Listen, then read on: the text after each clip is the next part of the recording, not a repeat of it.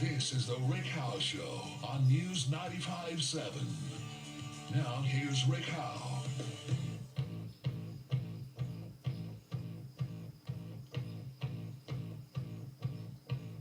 Good evening. What another great day this has been, huh? Where was this weather in July? Hi there, welcome to the final hour of our Monday show. 6:07 is the time. I'm Rick Howe, and here's what's coming up this hour. Anti-seal hunt activist Bridget Curran is standing by. Two of the country's leading marine biologists are questioning the federal government's decision to allow a seal cull in the Gulf of St. Lawrence. 140,000 seals could be slaughtered. Can the Red Sox and Braves hang on with just 3 days left in Major League Baseball's regular season? The wild card playoff spots in both leagues up for grabs still. Cecil's back this evening with his look at the day's sports news. Military historian and author John Boileau has our look back at this date in history. And Halifax School Board member David Cameron is suggesting a new policy for storm days this winter. Keep the schools open, he says, and he'll tell us what kind of a reaction he's getting to that. I can already tell you that the teachers union not real impressed. 6:00 coming up to 6:08, and first this hour, a proposed seal cull in the Gulf of St. Lawrence. Fisheries Minister Keith Ashfield is being urged to approve a 5-year cull that will see 140,000 gray seals killed. The cull's an experiment to see whether gray seals are having any impact on keeping cod stocks from recovering. Two of the country's leading marine biologists say they are opposed to the cull. They say it's being driven more by politics than by science. And that's music to the ears of my guest. She is Bridget Curran with the Atlantic Canadian Anti-Sealing Coalition, and she joins me on the phone here this evening. Hi, Bridget. Good, how are you? I'm well, thank you very much. Well, it's not often you get this kind of support, is it? No, I am absolutely delighted that the scientific community is coming out and speaking against this unscientific, politically motivated seal cull. I've been speaking up for gray seals for years, but unfortunately some have dismissed me as a tree hugger or seal lover, that sort of thing, animal rights loony. So it's really nice to see the scientific community, to see people who are qualified and authorized to speak out against what's going on, what the government is trying to do. But federal scientists say that the cod population in the Gulf is at the lowest recorded level it's ever been and continues to decline, even though, again, large-scale commercial fishing was suspended in 1993. And we talked to a fisherman today, Bridget, who is he doesn't fish in the Gulf, but he says that he is a cod fisherman, and he says that the seals are indeed having an impact. Right. Well, first of all, many things in our oceans can be causing an impact on the cod stocks and the roundfish stocks. However, the Canadian government and the fishing industry are fixated on gray seals. They're not looking at any other possibilities, any other causes for the codfish failure to rebound. They're fixated on gray seals. They're looking for a scapegoat, obviously. This is so politically motivated.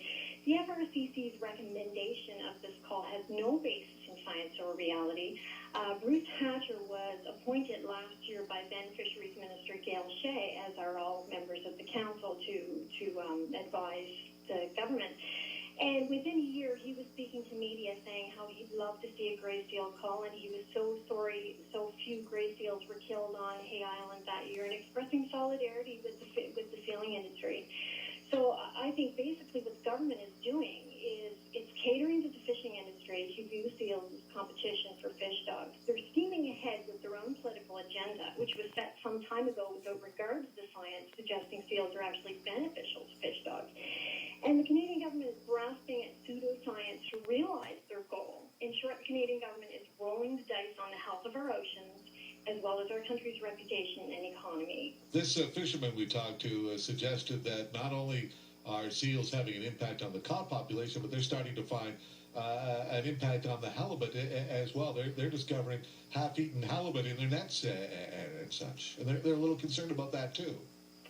Right, and we've got certain politicians here in Halifax who believe that gray seals are going to starve to death and all the blubber is going to be rolling around in downtown Halifax. It's just another fairy story. It's completely politically motivated. In fact, we're seeing science emerging. There were 2 studies done just last year showing that cod stocks, fish stocks in Scotian Shelf waters are rebounding. Now, Scotian Shelf waters are teeming with the largest concentration of gray seals in Nova Scotia. Now, according to DFO's own records, there are 260,000 to 320,000 seals, gray seals in Sable Island. And Sable Island falls within Scotian Shelf waters. So is it a coincidence that groundfish are rebounding in waters teeming with gray seals, with the heavy gray seal predation? See, they're ignoring the science that's emerging, and they've got their political agenda fixated in their minds. They know what they want to do. They have never been able to come up with science to support a seal cull.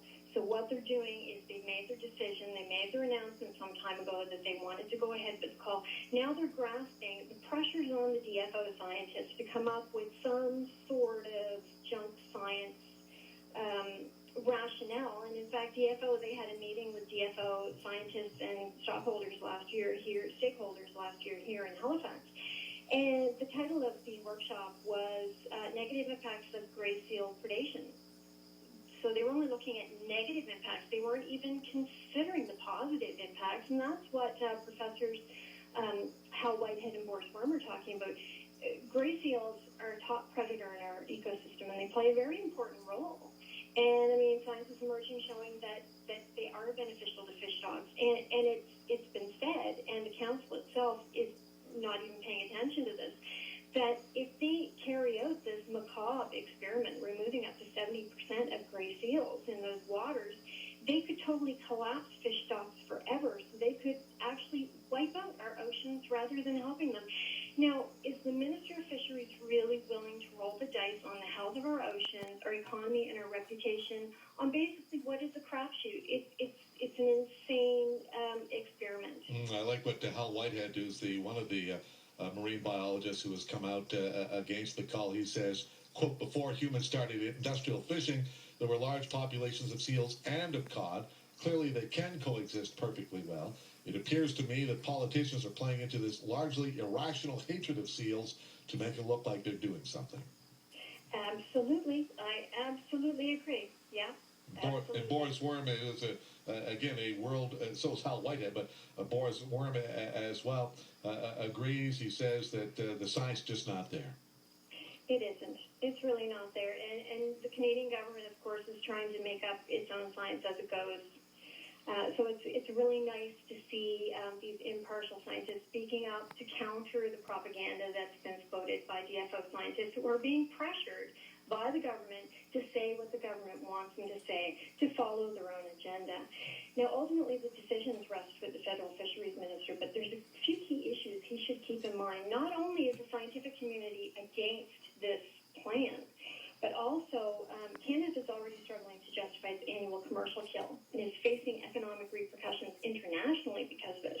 The minister should consider what the reaction would be when nursing whitecoats are killed alongside their mothers, because make no mistake, in a cull, nursing whitecoats will be victims, as will their mothers. Well, it'll be interesting, Bridget, to see what impact, what weight the words of Hal Whitehead and Boris Worm have on the Federal Fisheries Department, and we'll keep in touch on this one. Thank you very much. No problem. Thanks for talking. All right, take care. Bye-bye. Have a good night. You too. Bridget Curran, and she is with the Atlantic Canadian Anti-Sealing Coalition, and this debate rages on here on the East Coast. 6:15 is our time. Well, he's back.